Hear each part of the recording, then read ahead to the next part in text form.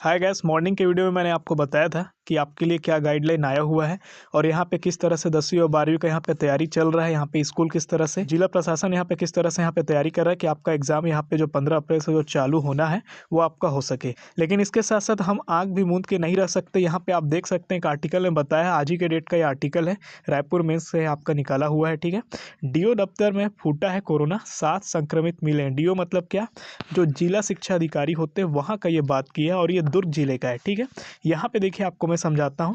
लिखता है जिला शिक्षा कार्यालय में कोरोना विस्फोट हुआ है, एक अधिकारी समेत, मतलब एक अधिकारी को जोड़ लो, 7 लिपिक संक्रमित बताए गए हैं। इसके चलते कार्यालय में लोगों की आवाजाही पर रोक लगाई गई है। सबसे पहले स्काउट गाइड प्रभारी कोरोना संक्रमित हुए, उसके बाद स्थापना शाखा के लिपिक। तो यहाँ पे पूरा डिटेल दिया हुआ कि कैसे कैसे कौन कौन यहाँ पे हुआ है। आगे लिखता है शिक्षा विभाग में कोरोना का संक्रमण स्कूलों तक फैल चुका है। शिक्षा विभाग में कोरोना का संक्रमण क्या बोला, कहाँ तक फैला है, स्कूलों तक फैला है। और उन्हीं स्कूलों में अभी क्या होना है, ये पूरे स्कूलों में क्या होना है कि आपका भी एग्जाम होना है। ठीक है, आगे लिखता है 2 स्कूल समन्वय संक्रमित बताए गए हैं। इसके अलावा प्राथमिक शाला, ये पूरा डिटेल दिया है, आप यहाँ पे पढ़ सकते हैं। और यहाँ पे अन्य स्कूलों के शिक्षक कोरोना संक्रमित हुए हैं। इतना ही नहीं, जिले के 5 प्राचार्यों को भी कोरोना संक्रमण होने की जानकारी यहाँ पे दी गई है। इनमें से कुछ प्राचार्यों का इलाज कोविड अस्पताल में जारी है।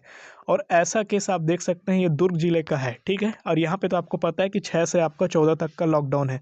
तो इसके बाद इस टाइप के जो कंडीशन जिस जिले में है वहाँ पे ऑफलाइन पेपर कराना इस टाइमिंग में मेरे हिसाब से तो कहीं पे भी ये सूटेबल है नहीं। गवर्नमेंट को थोड़ा सा सोचना चाहिए, थोड़ा सा देखना चाहिए, स्थिति की समीक्षा करनी चाहिए। 12 तारीख को जो बैठक होना है उसमें ये समीक्षा जरूर करनी चाहिए कि अगर यहाँ पे कोई बच्चा अगर अफेक्टेड हो गया, संक्रमित के क्षेत्र में अगर आ गया, अभी संक्रमण ऐसा है कि पता ही नहीं चलेगा आपको कि आपको हुआ है या नहीं हुआ है।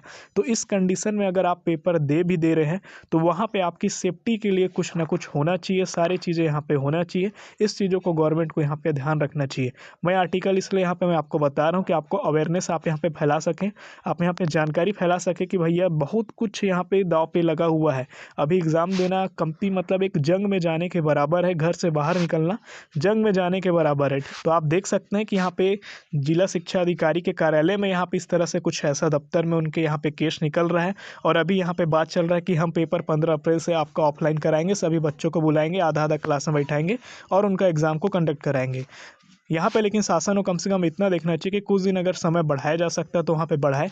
यहाँ पे कुछ ऐसा विशेष स्थिति कुछ निर्मित करना चाहिए जिससे कि बच्चों की सेफ्टी यहाँ पे मेन जरूरी है, वो यहाँ पे हो सकता है। बाकी बात तो है ही कि साल भर पढ़ाई जिस तरह से होना था उस तरह से हुआ नहीं है, जिस तरह से पढ़ाई ऑफलाइन होता है उस तरह से हुआ नहीं है, जिस तरह से स्कूलों में पढ़ाई होता है वैसा हुआ नहीं है। सारी चीज़ें पहले की तरह नहीं हुई है, ये हम जानते हैं। ये हम जानते हैं कि जैसे शिक्षा है भैया वैसी हमारी परीक्षा भी होनी चाहिए।